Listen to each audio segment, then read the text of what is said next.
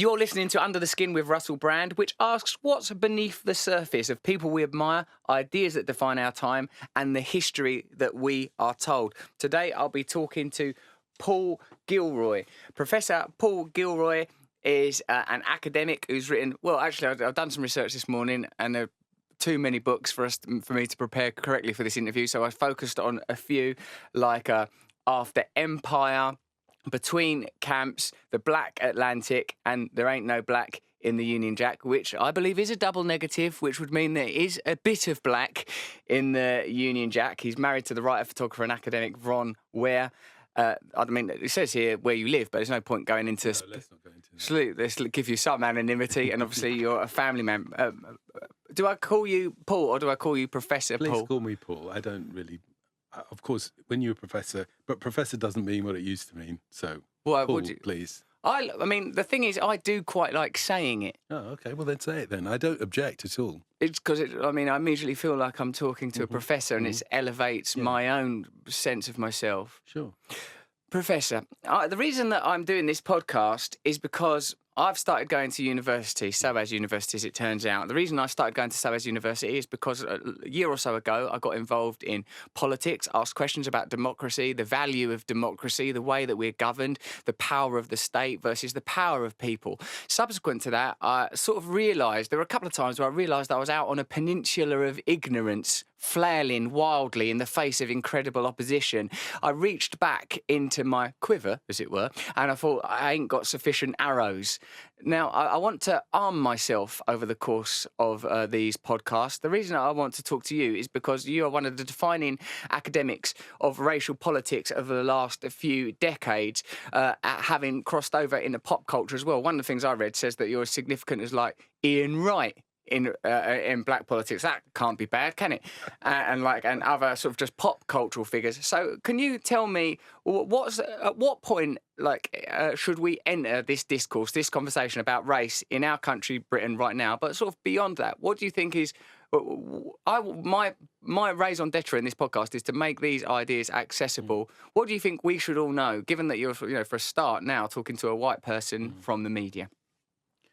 Well, I think that you mentioned your own ignorance. I suppose I think it's good to start with how ignorance reproduces itself, because it seems to me that many people don't have a clue about the history of this country, and they inhabit a world, some by choice, some by necessity, which strips them and distances them from historical knowledge, from acquiring historical knowledge. And it seems to me that acquiring a historical understanding of this country is fundamental for us now, because we don't want to be deluded, we don't want to be drunk on the past, and we want to have a real history that will help us make good choices about the future. Are you talking about colonialism and imperialism then, Professor? Well, yes, I am, because, the 20th century, the beginning of the 20th century, enormous millions and millions of 85% of the planet was under colonial domination at the beginning of the 20th century. And a lot of the things that you will be encountering in your course, and which I teach my students in my course, and perhaps some of the listeners too, people won't have thought about what that might mean for them in our situation. When the whole world was dominated by colonial empires, colonial structures, getting rid of those structures is part of making the democracy that you're talking about. We've been made to think a lot in the last months, I suppose, about the EU and what the EU means for us. The EU is part of the undoing of the colonial empires that were there in the world. And that's why that's why you can go to the Caribbean, go to Martinique and spend euros there, or go to bits of Spain which are actually still part of Africa. So the making of the EU is part of the political and economic solution that European powers came to when they realised their empires were gone, and we were in a new era of global politics. The countries we used to call them third world countries, in Africa, in Asia, in Latin America, were going to be independent in the future, and new political structures had to be created. In order to continue to dominate those countries? Well, yes, in order to continue to dominate and exploit those countries, to extract from them the things that are precious that were there. Everybody's got a mobile phone. That mobile phone on the table here between us, it's got a bit of the Congo inside. It makes it work. What do you mean? Copper or silicon? Tantalum, gold, these things are coming out of an extractive an extractive process that means that we're locked into a relationship with those places. So modern consumerism, and my personal relationship with it as an iPhone user, does involve post-colonial relationships. And would you say, or a different form of colonial relationships? Post-colonial and neo-colonial. We can have both. We can have post/neo. So I'm participating in colonialism because what you were saying, that the conditions under which these minerals were mined in the Congo probably weren't that favourable to the people mining them. No, there's war there, and one of the issues in the war there, you can talk to people at SOAS who know more about it than I do.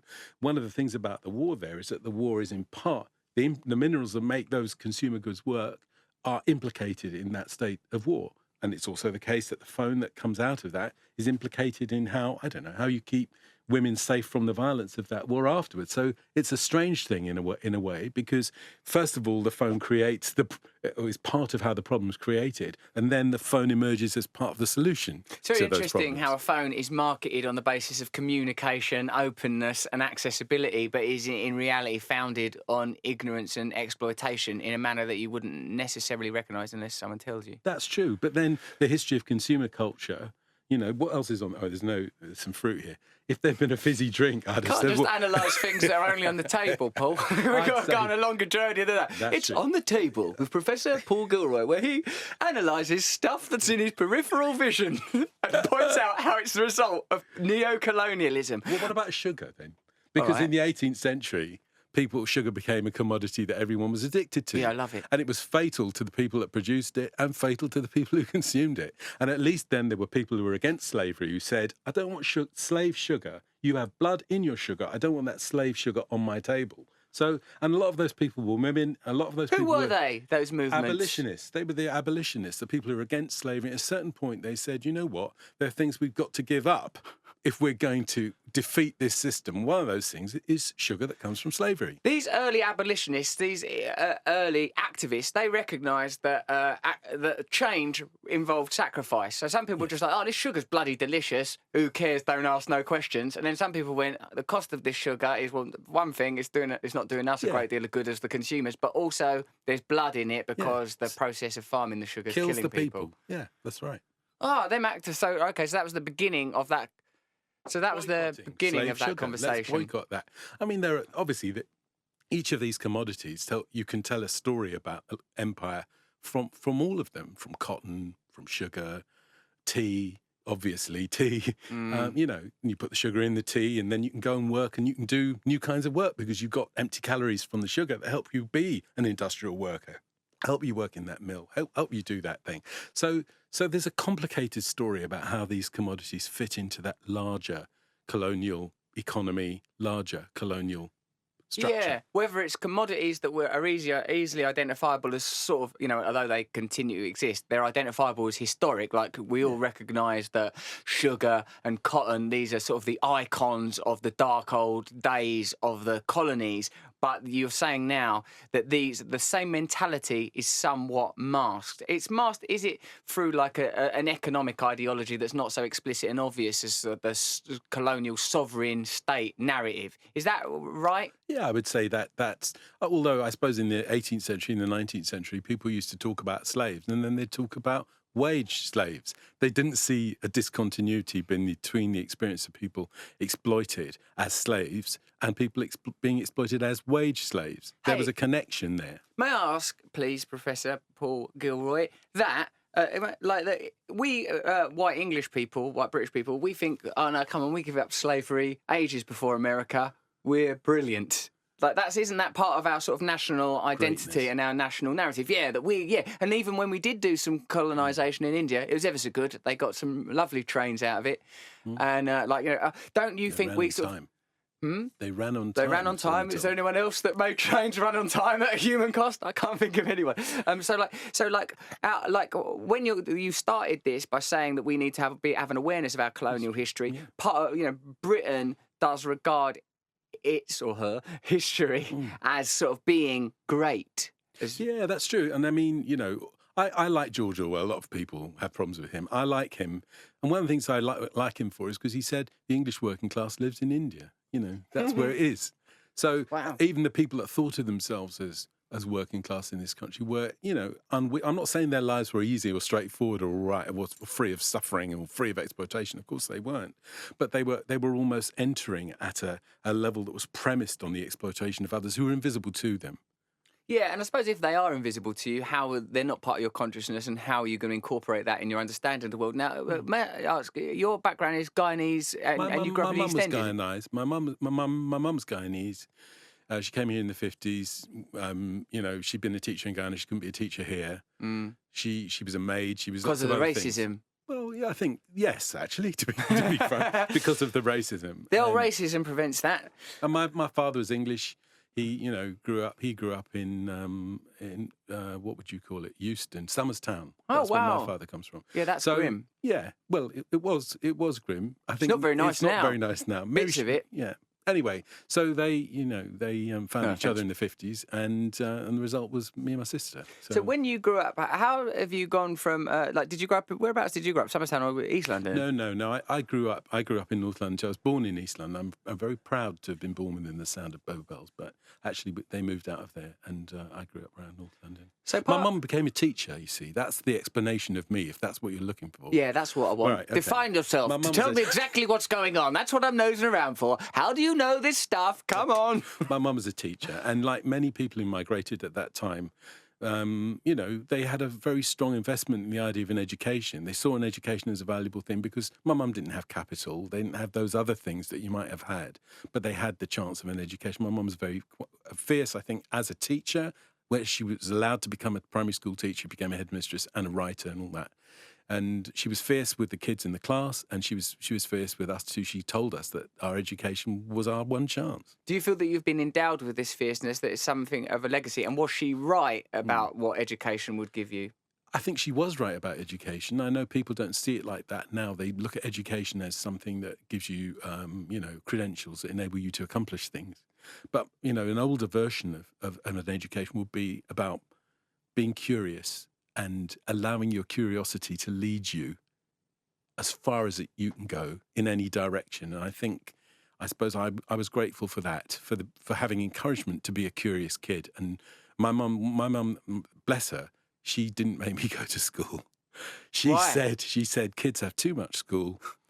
If you want to learn, you want to stay home and read, go to the library and read, you can do that. You do not have to go to school. She's giving you some mixed messages there, your mum, if I may say, because she's saying we've got to focus on education, but don't go to school, though. Well, maybe there's more to education than school, and maybe I think she was very protective of what would happen to me in a school where there was only 2 other black kids or whatever, And actually, that was right. She protected me. What did happen? What was it like? Well, you know what. When was it? This is. I'm talking about I'm born 56. I'm really talking about the 60s. And it was hard. It was hard. It's hard going to and from school. It's hard. It was very hard after Enoch Powell made his big speech in '68. Oh, that has an impact, does it? That rhetoric down on the street. You're not safe. You have to run for your life. So, some people may not know. So when Enoch Powell, who's like a great hero he's a god of British political culture. A lot of people like him, Nigel Farage, and this thing is, I've noticed with a lot of people that are that way inclined politically, they can give a good speech. Well, yeah, he loved the language. Yeah. And we love the language too, don't we? We love it because it's something. I was going to say the other thing my mum gave me was a love of the English language. And that is something that I wish people cared more about. I find myself getting very conservative about how that language, because the language has to live at the same time the ignorance that people have. Because, it's there before you're born, it's there after you're dead. So it's got its own life independent of your use of it. But it's something that you're supposed to be like a custodian of it while it's within your mouth. I'm interested between the relationships between language and power. When you think of an orator like Enoch Powell, or a populist and accessible political figure like Nigel Farage, who sort of in a bland and bleak political landscape, even the sort of rough edges of dog-end charisma and beery affability seem like a kind of a sort of nuanced sort of pleasantness.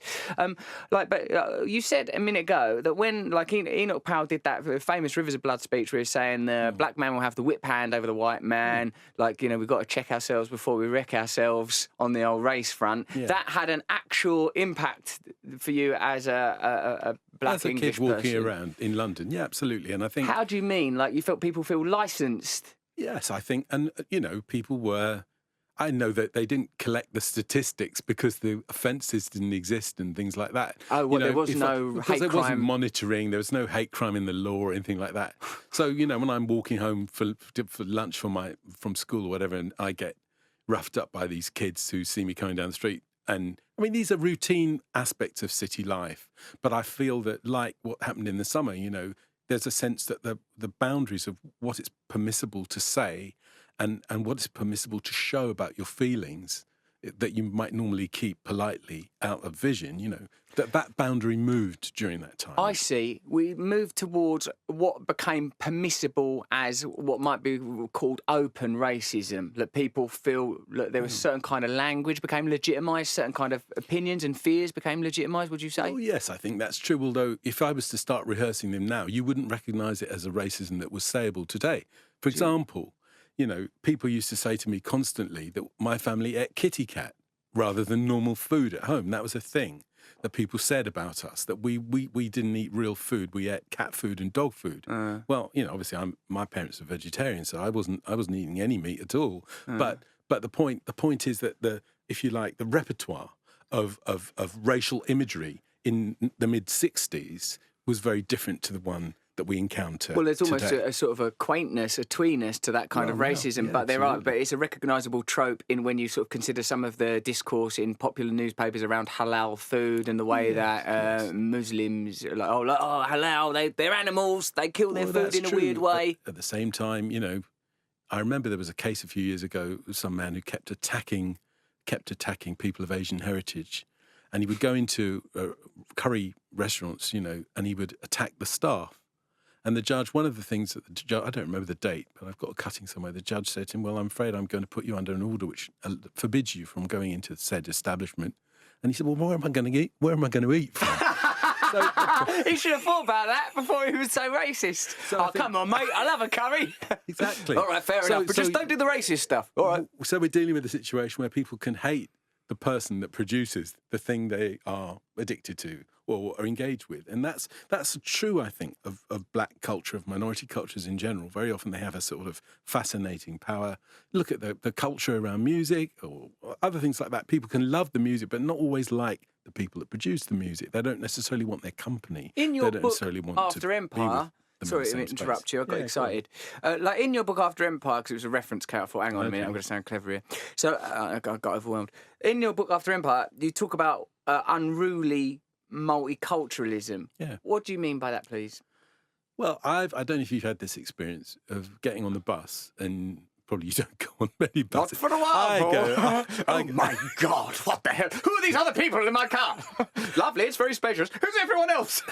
Well, I go on the bus, and I'm a proud user of public transport because I like public things. You know, I like things that are public, not things. I think public things need to be valued more highly than they are. Anyway, so you asked me about unruly multiculture. Well, I've had this experience in the past and, you know, and recently too, of getting on the bus and hearing people talk behind me. And I don't know, I can't put them in a category on the basis of the language they're using because they're speaking to each other in a way that draws on linguistic elements from Caribbean speech, probably from Bengali, from all different kinds of words and rhythms and patterns of intonation that they are. There's a kind of poetics there, there's a kind of rhetorical style there, and I can't tell. I know if they're male or female, but I don't know if they're black, white, brown, whatever they are. I don't know what they are, and that for me, I like that aspect of it. I like that. But unruly, can you tell what class they are? No, actually, really, no. I mean, not if they're speaking that language. No, because it seems to me that actually what we used to think of as a working class life has been transformed by that unruly multiculturalism. How? I tell you, well, for example, I went to the post office. You probably don't do that very often either. Stop bringing up all these references. I was down a coal mine the other day after this working class war you're waging on me. I went to the post office to pick up a parcel, and there was a queue. There's always a queue, and there's a woman behind me in the queue, and she says, we talk, you know, how you do. And she's an older white woman, and she says, "You're with us now," she says. And she goes on about how the blacks are all right because, you know, we've all been together for a long time in where we live, but it's the Muslims now who are a problem. And it's all spun around a story of her grandson being victimized by Muslim boys in his school, and she feels protective of her grandson. And she, in the way that she articulates her desire to keep him safe, she starts to make it very, very clear to me that the term Muslim has become a kind of racial category in her mind. And I think that's a general problem. I think that Muslim is what we, you know, in the English department, we call a racial trope, a way of speaking about a racial idea without invoking it directly. So Muslim's been racialized in that way. I suppose we could look back at previous times in the 20th century when the word Jew might have been racialized in that way. And people say, oh, it's just a religion. But actually, they don't mean that it's just a religion at all. It means that there's a whole cultural complex there, and maybe even a biological one that needs to be recognised. So, what the significance of this remark from the woman in the post office? Yeah. It sort of indicates that there's shifting inclusivity. Yeah. And like now, it's okay for people of Afro-Caribbean Yeah. background to be included with us in inverted commas, which in her case, presumably she's, you know, given that she's queuing up in a post office, we're going to give her the benefit of being white working class. Yeah, we will do. Yeah. So, like, but now that shift of otherness, of the condemned other, Yeah. the boundaries moved. Yeah. to the. How do you think? What is the responsibility of people that are interested in racial politics, of people that are interested in change, of people that are interested in equality, to not allow these kind of definitions to be asserted? And how do we prevent the our relationship between people like that woman, as like you were careful to say, oh, a grandson was being bullied. So, like, how do we compassionately and empathetically encourage people to look at these kind of issues in a different way, to look at these terms in a different way, and find new forms of solidarity? Well, that's it. You've answered your question. We do it. We try to encourage them, and that's going to depend a lot, really, on almost like the microclimate of where you are. It means you can't reach for some generic recipe for anti-racism off a bookshelf. Oh, there's not generic. That would be a bit racist in itself. I mean, and in fact, what happens now with the computer and so on is that people think that they can take some script from out of an American life, out of an American experience, and just sort of apply it locally, and then that's enough. Well, that isn't enough, actually. Because these experiences are quite distinct and different. Race in America is not race in England. No, I think, you know, African Americans, 13, 14% of the population. They're majority in huge areas of the country. They're Americans. You know, I mean, I'm sure that some, you know, affiliates of the current regime will want to send them back to where they came from. But that's always been the thing that's been said to us all my life, I think, and I'm, 61 now. All my life I've been told to go back to my own country. And I think that is the enduring, the resilient motto of that racism and nationalism in this country is go back somewhere else. Well, I have never had anywhere else to go. That's really good. So the enduring motto is go back to where you came from. Now, in your book, Black Atlantic, don't you talk about the idea of how there is no sort of state origin, there is no Zion, there is no place of origin, but rather the sea should be the liminal space that is the common experience for all diasporic people? Well, That's the no. best question I thought I've ever asked. you were going to translate, you said. Now, let me translate for you. Thanks. I mean, I think... A lot of people won't understand me. I have to get a professor in because a lot of my ideas are too clever. I was interested in the idea of culture. I come from a kind of academic background where people focus on questions of culture. And the word culture, you know, I suppose it's connected in the English language to agriculture, horticulture. It's connected to soil. It's connected to ground. It's connected to the earth under our feet, the clay under our feet. And I wanted to say that the experience of these Black Atlantic populations was one where a relationship to the land didn't play that kind of role as the ground of identity. I didn't want to endorse that because I know that, you know, when our ancestors were shoved on the point of a sword into the hold of a slave ship, the culture that they had been formed by didn't just stop and then travel across the sea and resume on the other side when they hit another bit of land. Once they're in that liquid environment, that maritime environment, things are going on immediately. And something new is being born there. It's not just what you inherit culturally. You work on it, you change it, you transform it, and it becomes something else. So I wanted to find a way of thinking about culture that wasn't so easy to tie to the fixity of a grounded identity. I wanted to put some liquid into it and use the liquid character of that culture to give everybody a richer understanding of what culture could be. Oh, that's brilliant. Because what? Because the metaphor or the reality of the soil was redundant and irrelevant, because the soil is the very thing that your ancestors have been taken from and displaced from. So it needs to be a different symbol, a different image. A different way of thinking about culture. I mean, obviously, I'm not saying the land doesn't matter. I'm just saying that for us, if we're doing intellectual work, we're doing intellectual work. How we think about culture is really important. And to make it too solid means we're going to miss a lot. You know, we're going to miss a whole lot. We're going to miss how, for example, you can be connected culturally to lots of places, not just one, not just the bit under your feet. So doesn't that challenge the way that we think about the state? And you said this recurring motif, go back to where you came from. Do you think that sort of if there's the initial wave of ignorance of that, you know, that we associate with that kind of rhetoric, but second to that is like we don't even, like, you know, I'm putting myself in the position of the racist person saying that. I don't know why really, because I've never said that. But like we don't know where we came from because we don't know our colonial history, even enough to know that there are complex reasons why there are people from different ethnicities occupying a formerly Celtic Anglo-Saxon island.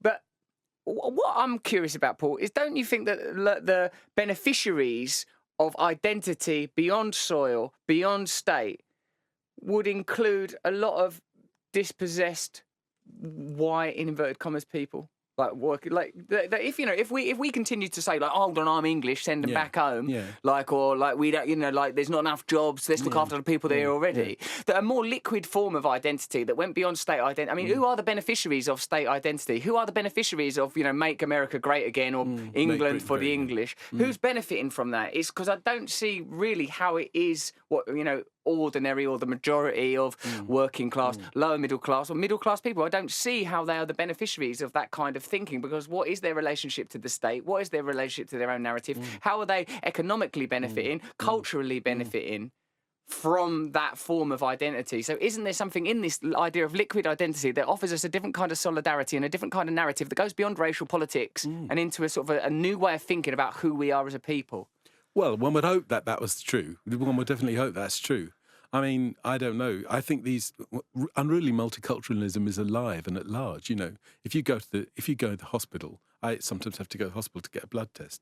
The people who are taking the blood out... So do I. I was in a hospital for a blood test. No, well, I'm just saying, people who take the blood out of your arm are likely to be those people. The people who are sitting next to you, well, you probably don't have that, but in the rest of us, people who are sitting next to you are also those people. And, you know, I think just to remind everybody how intermeshed everything is really important. And, you know, of course there's racism in London, of course there's racism in this country, but a lot of the time, the people who are in those sorts of conflicts have also been to the same school, sat next to each other, been in the same court, been in the same prison cell or whatever. And as that happens, they develop a certain skill.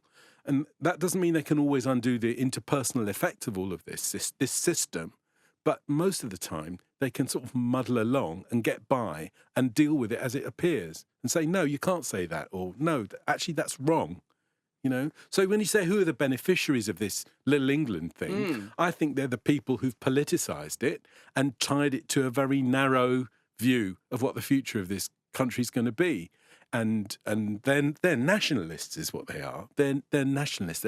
They're not even British nationalists, because we don't know what a British nationalism will be. There's Scots, there's Welsh, there's Irish, there's Scouse, there's, you know, Mackhams and all these things that happen in the north. So it's a kind of English. It's like a very narrow idea of English nationalism. I think it's, don't you think that it's a kind of a mobile notion to which we can affix it as a kind of placebo for identity and as a placeholder, while people that have power are able to continue to practice power? Because, like, what I don't see, like, often, and as a result, perhaps, of my previous conversation with Brad Evans, I think, whose imperatives are we living by?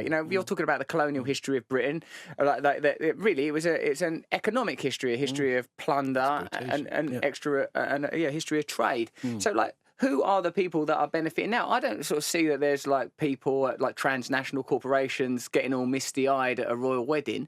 Like their interest is economic. Their interest is resource-led. So aren't these forms of identity that we're engaging with, this kind of like, particularly in relation to nation and possibly in relation to race, although I'm less qualified than you, but less qualified than probably anyone who's not white in a white country, like, aren't these bogus ideas? Aren't these bogus forms of identity? You know what? I'm resisting it a little bit because I don't think ideas are bogus. I think that's the problem, is that we can't divide ideas up into bogus ideas and authentic ideas. The problem is that the most bogus ideas are still real when they've got you in their grip. Yeah. And so for me, it's not helpful. We need to do better in order to sort the ideas we like from the ideas that we don't like and we're frightened by. We need to do better than a distinction between these are real and these are fake. Do you see what I mean? I do see what you mean, because if you're feeling something, then it's real to you. I appreciate that. But how do we get beyond it to real change? How do we get beyond it to a point where it affects power, where it gives people access to power in their own lives? When you said that thing about people muddling along, they're in the same prison cells, using the same buses, it's sort of like that people see often, radical thinking can be regarded, particularly sort of post-60s, as a little bit sort of woo-woo, airy-fairy, but actually it's a deeply pragmatic thing, because the thing that interests me is, how can people get along better? How can we tell ourselves a story about ourselves that works? I mean, if culture, as you said, like, our British ideas of culture are rooted in the soil, they're rooted in religions that are derived from agriculture, plant-worshipping cultures, the Messiah rose again from the soil. Like, how do we start to have a culture that relates to our experience as human beings now, like, rather than of course, if that woman in the post office, she's not engaging in sort of empty rhetoric, she's saying, I'm pissed off, my grandson's Muslims, I've seen on the news, Muslims, we've all seen them towers go up, Muslims. So what she's saying in that queue is valid and justifiable. But what we and we can't go, oh, that's a bogus idea, and just dismiss it with a wave of a hanky. But how do we say, here's a different way of thinking about what's going on at that school? Well, I think that's a good question, because what it does is it points you to the institution that you're in. And it says, well, if you're in that school, then you're going to have to address that question, because actually you can show to that woman that the school doesn't work that way that she thinks that it does, actually, and that school won't allow her grandson to be bullied, and that his fear, if it is his fear, has to be addressed by the way the school works from day to day. I'm sorry if that sounds airy-fairy, but actually it's a practical question of how you change that school. It sounds regulatory. It sounds like that you do need that institutions need to have an understanding of what the impacts are on the people that are using that institution. I work in a university. Well, obviously, how you answer your question depends on what future you have for the university and what you think a university's for and how it's going to work and what you think people should study when they get there and who's going to teach them and all of that sort of thing. So I think that people have raised this with movements about, who's teaching us, what's our curriculum, why there a trifling number of black academics or professors in this country, why is there a statue of Cecil Rhodes here or a statue of Galton there, whatever. These are people from the past who've been not just implicated in the colonial story, they've been the icons of that dynamic colonial story, and they're still there, and they're still shaping how those institutions think of themselves. Well, maybe it would be a good idea for those institutions to reflect on that history and see if they want to just assume it as something they take for granted, or make it into a problem that the people who are in there can share and fix and change. Oh, really? So, like, you mentioned, like, Rhodes. So you're referring to that Rhodes must fall. There's a statue of Rhodes somewhere in Oxford, I believe. Yeah. Right. So the students said, we don't want him up. He's a big imperial colonial brute. Some of them don't. Yeah. Some people go, no, come on, they gave us loads of money. Get with it. It's a nice statue. There you go. So what you're saying, that discourse should become more open, and the university should go, oh, we're not really sure. Actually, it's a bit complicated. Is that what you're asking? Well, open dialogue. And it isn't just about university. I mean, last week I was in Bristol. I was giving a talk in Bristol.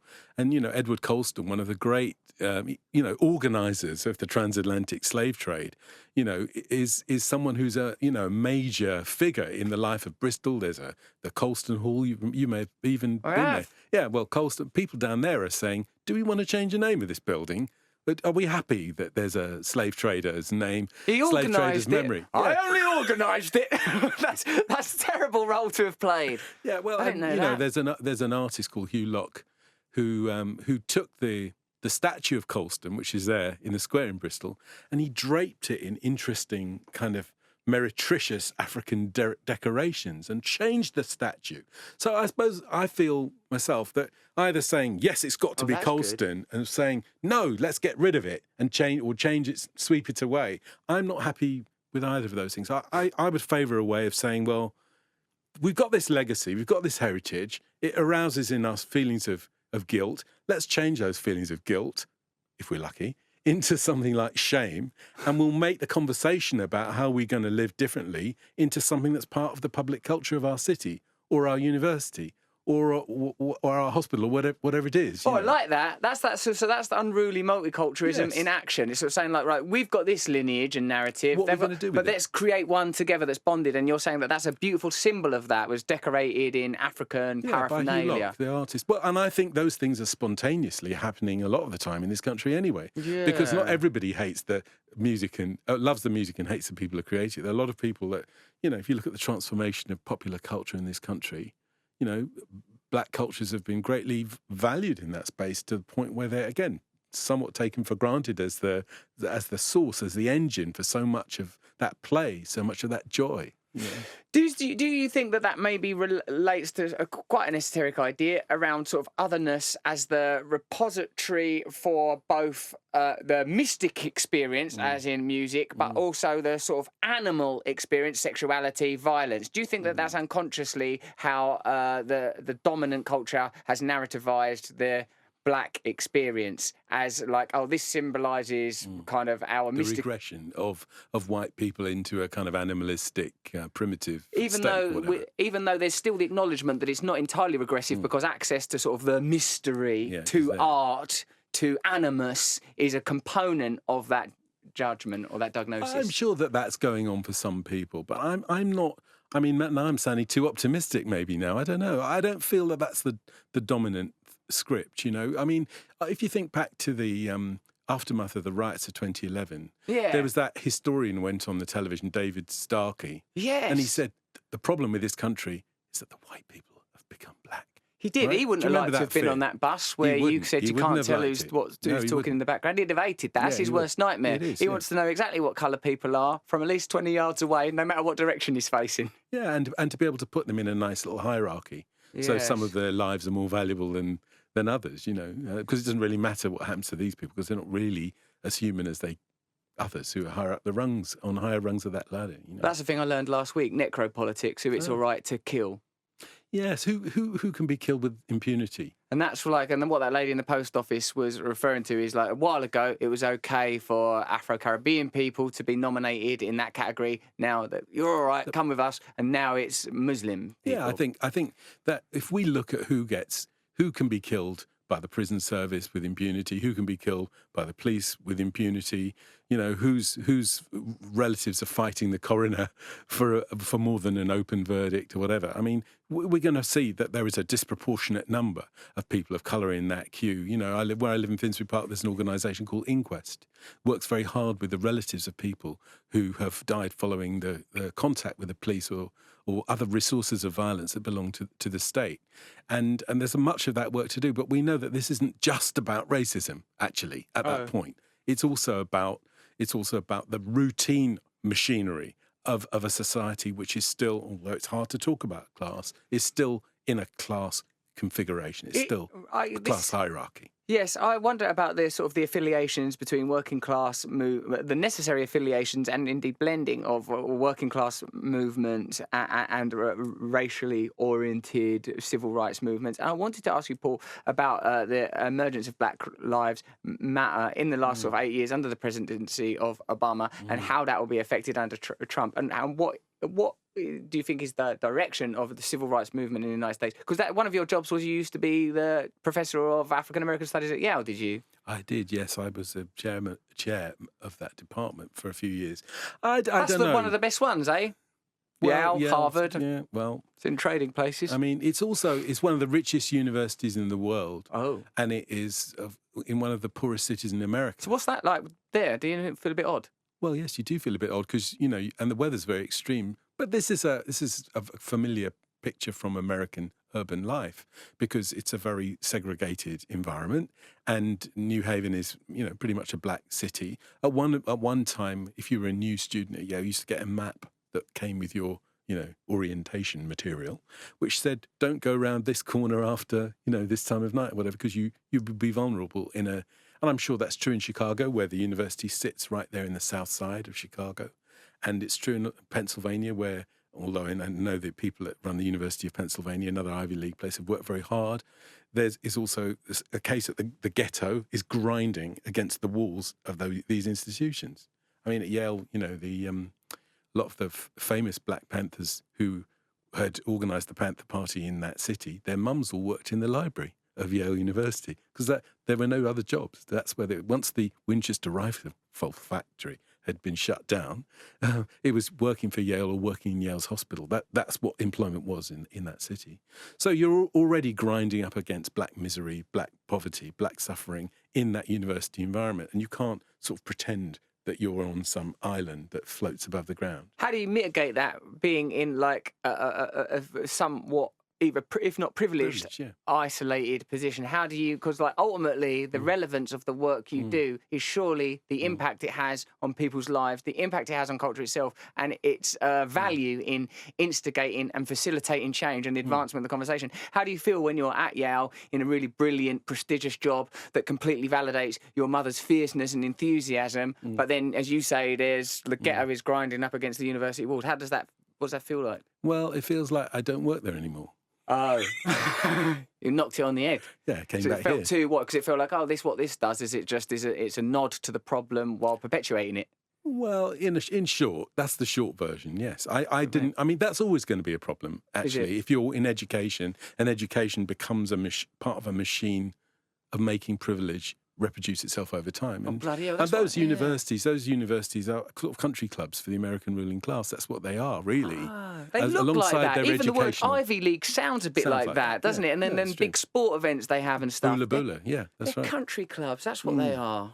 I see. Hey, I was watching that O.J. Simpson thing. Have you seen it? No. Why? You can't remember. It's too bloody low cultural for you, is it? No, it's too not. Popular, is it? Listen, you don't. No, I just couldn't make myself, because having watched the trial at the time, we were living in the States at that time. Oh, yeah, and was I just, yes, and you I just OD'd thought, on OJ. I just OD'd on OJ. That's right. Well, this documentary was brilliant, right? Because even the first part where it identified OJ as an African American figure, how he came to prominence and fame at USC, became an icon and a darling of the American nation. Even like showed Bob Hope making jokes about him while he was still at school. It's welcome, it's OJ, all excited and stuff, right? And then this was the bit of analysis that I most enjoyed. It said like that, at that time there was I can't remember their names, but them Olympian athletes that did the Black Power salute, right? And of course there was Muhammad Ali was making a powerful stand. And at that point, OJ went, listen, I don't get involved in that stuff. I love playing football. And I sort of felt like, that's legit, because if he was a white person, you would go, pick up the mantle of poor people or do something for the disabled. Like, you know what I mean? He's like, fair enough. Just be an athlete if that's your deal. But subsequently, it seemed that what OJ became is an exemplifier of the American dream in the fact that his own ethnicity was extracted for the convenience of the white community, so he could become a sort of a commodified product, most notably in those Hertz adverts where OJ Simpson just became, it's the black man, it's okay to like OJ Simpson. In short, validating the continuing prejudice against other African American people, and that the trial and the circumstances under which it took place after the beating of Rodney King was that like this sort of seismic and incendiary and unbelievable explosion of ideas that had been simmering, or a story that hadn't been quite as articulately told up until that point. And like, it's only sort of subsequently, with like a decade to look back on it, that you can say, oh, that's why that trial was so important, defining and dividing. Do you think that what we are seeing now with this, like, you know, that's, you know, like, I know you don't like to use the word Brexit because I suppose it's playing into the hands of the victors, and the victors choose the language and the victors choose the story, but say, like, you know, with what's happening in our country and our relationship to the EU, and what's happening with the rise of Trump, is this what? Because one thing I reckon is that grotesque stuff is just the exaggeration of things that are already there. The Black Lives Matter movement started while Barack Obama was president, who seems like some kind of Jesus, particularly in retrospect, but still, what was the actual effect that it had on the lives of ordinary working people, regardless of their colour, but, you know, specifically seeing how it's going on, black people? What does this mean now, this new narrative? What is this twist? With your decades of experience in academia writing about it, what trends, what things can you identify? Is there something happening? Is there a transnational identity? Is there a possibility for a transnational movement that is more positive?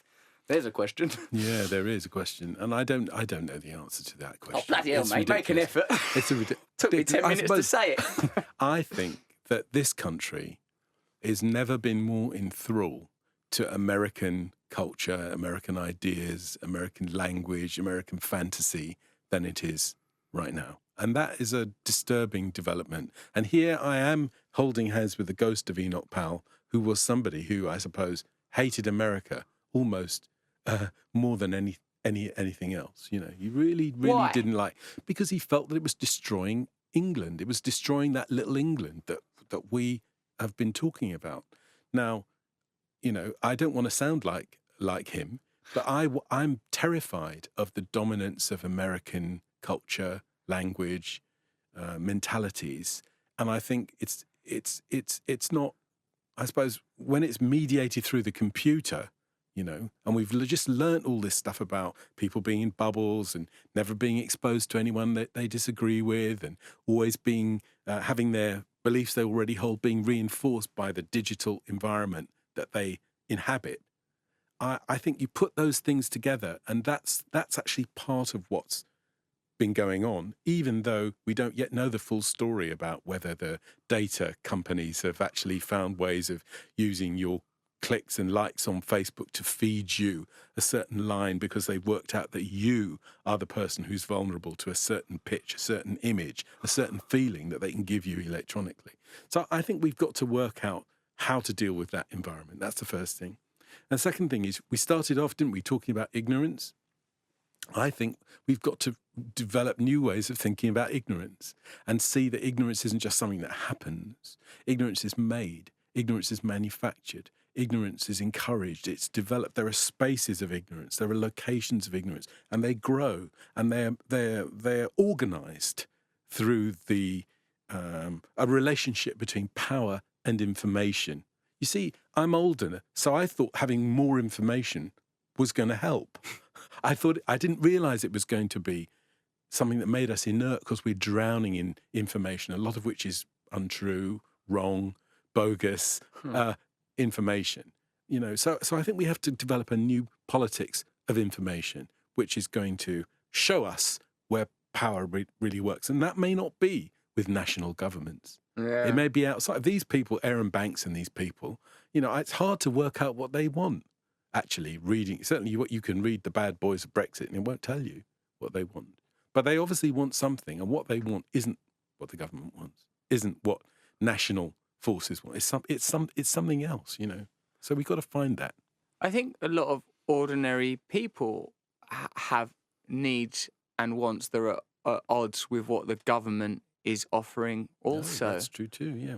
And I think that possibly genuine change, like when you began this conversation, Paul, talking about our national Britain's national identity as a sort of as a colonial power, neo-colonial power, that what our history actually is, and it makes me think that the nation state, the sovereign state, is concealed a lot of ills, a lot of cruelty, and a lot of exploitation.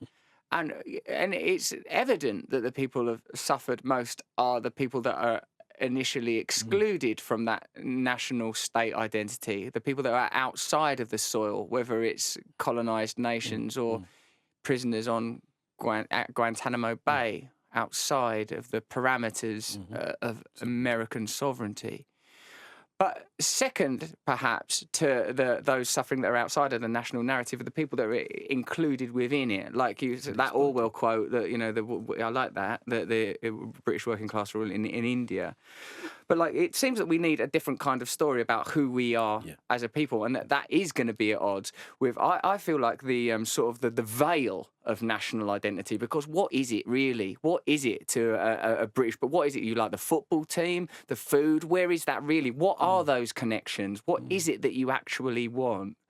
For me, like, this is where I like the sort of drum I always start banging, is like that, because I feel like a component of an individual's identity, if a person doesn't have access to some kind of transcendent and spiritual identity on an individual level, it's difficult for them to make connections with people on a kind of, what do I want to say, non-pejorative, non-judgmental basis. If I've sort of like, as I get older and as part of my personal recovery from drug and alcohol addiction, I've had to develop a sort of a connection that is not about, oh, I'm Russell, this is what I want, this is what I'm afraid of, this is where I want other people to see me. I've had to develop this is who I am in relationship to the unknown. This is who I am where I interface with consciousness that is impersonal. Do you think that a spiritual dimension to change is important? When you talk about the liquidity, when you talk about that liquidity of identity, I feel that this is somehow connected to the idea of an identity that is not solid, not only the soil of the land, but the soil of the person, your individual sovereignty. There needs to be a fluidity to that I am beyond, where did I get the beliefs about who I am and where I stand and what I believe in and what I stand for? That there needs to be if I have fluidity in my personal identity, there is a possibility of an intersection with all people's identity. I think I can understand that. I suppose I think that how one cultivates a relationship with oneself, which is not going to mean that your self-hatred is, well, it's like yeast or something, brewing away. It's in there. It's got its own dynamic. And that self-hatred turns outward in the form of racism or nationalism or xenophobia. I think those things, those forces in the world are ultimately, I'm not talking about the political ideology of it, what the government's telling you to do, or who's being kept out of the country and herded into a barbed wire compound because their life isn't so valuable. I'm talking about the people who feel those things and whose lives we have to intervene in order to change the situation. We have to give them a different idea of themselves. That's what I hear you saying. You found a way for yourself. You have to give those people a different idea of themselves. You have to give them something instead of that nationalism, instead of that racism, instead of that self-hatred that's been turned outwards. You offer them the chance to create a different relationship with otherness, a different relationship with themselves. I think you're right to do that. But I don't know how to do that in a situation where what you're calling a spiritual identity is not something that is prized or valued. This is not the culture. I don't want to be too, binary about it, this or that, sheep, goat, etc. But this is a body culture. This isn't a spiritual culture. Yeah. Black lives, if you never saw a T-shirt that said Black Minds Matter, did you? Black Lives Matter, it's body. It relates to really big sociological and political changes with regard to how long people live, and how, as people begin to live longer, the nature of if they've got property, they won't give it to their children, they'll give it to their partners or whatever. There are complicated economic arguments about the way in which living longer is changing our social lives and changing our habits. So I think how you, in a culture of the body, offer people a way of thinking about themselves in a spiritual way, which might be healing and might yield other benefits with regard to their fear of otherness, their fear of the outside. I don't know the answer to that. I can see that that's part of it, but I don't know how you could sell that, because that's partly always something that's going to be an individual journey in a way. Yes. I mean, I know I'm a fugitive from Christianity. I was a choir boy. I went to school in a time when there were certain things about, the Church of England that were reproduced in the education that people had in primary school. That was what we were given as a moral compass with which to manage the challenges that opened up in front of us. And it wasn't It wasn't worthless, actually. It wasn't worthless. It wasn't. I'm not. What value is there? What value is in there? that Well, because Christian education? even if you don't, well, the challenge of loving thy neighbour as thyself, even if we know everywhere we look, we see that being profaned and turned into a violent, joke, really. It's still there in as a kind of aspiration, as a horizon in the back of your mind, that there might be a possibility. I mean, Mrs. Thatcher, remember her? Oh, yes. She used to talk about the Good Samaritan, and her version of the parable of the Good Samaritan, do you remember that? Was all about how the Good Samaritan, the real way of understanding that story was because he was rich, he was able to help, right? Shit, and what's I do interesting remember to me about that story is that she forgets the Samaritan was a foreigner. You see? So the fact of him being a stranger in that little moral tableau, which is offered in that story, drops out of sight completely. That's brilliant. She just found a way of making this about... So what we need is more rich people, Samaritans, to do rich Samaritan stuff with asset stripping of our national industries. Exactly. That's fantastic, the way that... Yes, and I suppose you're saying that's an example of how the sort of Christian theology has been continually reappropriated. And made into something else in a post-secular world where people don't know what's in the Bible and are not going to find out. And I'm not saying the Church of England has the answers. I'm just offering it I'm just trying to remind you that journey you talk about towards a spiritual response, which is a richer and a healthier one in the face of the demands of otherness, is something that could have had support from some versions of Christianity and still does. And all of that is being hemorrhaged away from the culture. Because the individual spiritual journey, I think, is important, because when you, regardless of which country it's in or what argument we're engaged with, if, say, whether it's, the fuel for Trump is anger, hatred, the fuel for division in any country is anger, hatred. If we can somehow ameliorate the fuel, if people are not feeling hatred, if people at least begin to understand what their rage is on an individual level, in a different way. Well, there's that possibility. There's also perhaps the idea that you might channel that rage in a more appropriate direction. Oh, you think that rage can be useful? I do think. I do think rage is useful. I don't think you can have political change without there being some rage. You don't think there passive has to be people rage. that are sat perfectly still are going to especially not the when they're hunched over their computer, looking at the things that they already are being fed by the people that want them to stay in that bubble. No, of course there has to be rage. Hunched is not a good starting point for revolution. Right, let's get nice and hunched. Now let's overthrow the government.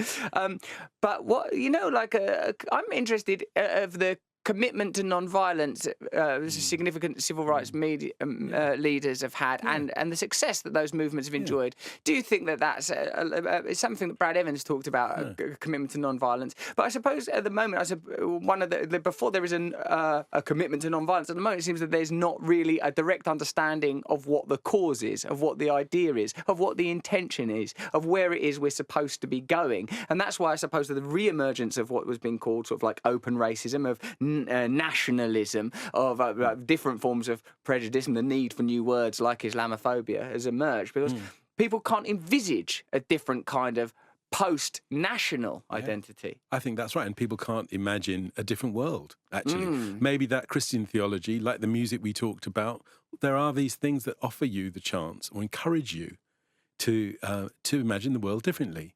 And people are, for a range of reasons, to do with the technological world they're in, to do with the loss of opportunities that they experience, to do with the growth of inequality in the country, have begun to lose the ability to imagine anything other than the world we inhabit. In a way, what's interesting to me is with the re-emergence of nationalism is that the component that has been identified as a rejection of globalisation. Yes. And I wonder how, if perhaps globalisation, for all of the evident, terrifying, negative damage that it has caused, perhaps could deliver unto us a different way of thinking about the world. Now, I think often about centralised power and the need to decentralise. Yeah, I think that's true. I think that's true. Although I worry that many of the critics of globalisation are people who retreat into nationalism. Yeah. And actually, that's where we can't go. That's the one place where we know that the disaster will only be compounded if we go in that direction, because you can't have utopia in one country. You can't have socialism. We learned that in the 20th century. That's not going to work. So we have to find another way of thinking, rethinking who we are, dare I say this, as British people in the light of that diversity. And you've talked a lot about solidarity. So, maybe we have to find some new vehicles for that solidarity, or we have to find some old vehicles for that solidarity that we can remake, we can repair them, we can brighten them up a bit and make them seem more attractive, more useful in the journey that we've got in front of us now. I'm thinking about ideas of class, for example, that could be, that could be brought back to life in ways that correspond to how people live. I go on the underground. You've never mentioned this. Let me write that down. Uses public transport diligently. Right. So, I see people with lanyards around their necks. Everywhere I go, there's a member of the lanyard proletariat with some badge with a string around their neck. And I sit there thinking to myself, if you could speak to the experience of exploitation, of immiseration that comes with wearing a lanyard round your neck as a worker, we'd be in a different game. They're wearing them in there, class. Everyone in there's got one on. They're all lanyarded up. The people that work with me, Gareth, the producer of the show, Jenny, who does all the tech on the show, the people here at IMG who've kindly given us their facility. What do you mean? Because it's a way of tagging yourself and badging yourself. And what do you think it indicates? That's the working class. I'm sorry, you might not like that, but the lanyard... Thank God there's a glass screen between me and them. That's what I will say. No, in a city like London, you've got to address those people. And you've got to find in their experience something that goes beyond the personal, private misery that they suffer at work. You've got to be able to make that social again. We've got to socialise their deep personal and private misery. We've got to understand where people's identity actually dwells now.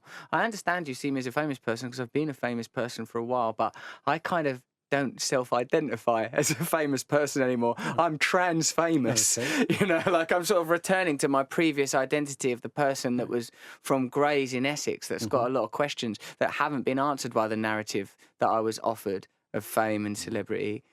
I didn't find the solution there. I had a good bloody look round and I had to go at some of the recreational activities and I must say I probably overused some of them. Yeah. But really, the reason that I'm having these conversations is because I want to learn about different types of solution. And I've learned a great deal from this conversation. Thank you very much, thank Professor. You. Thanks for having me.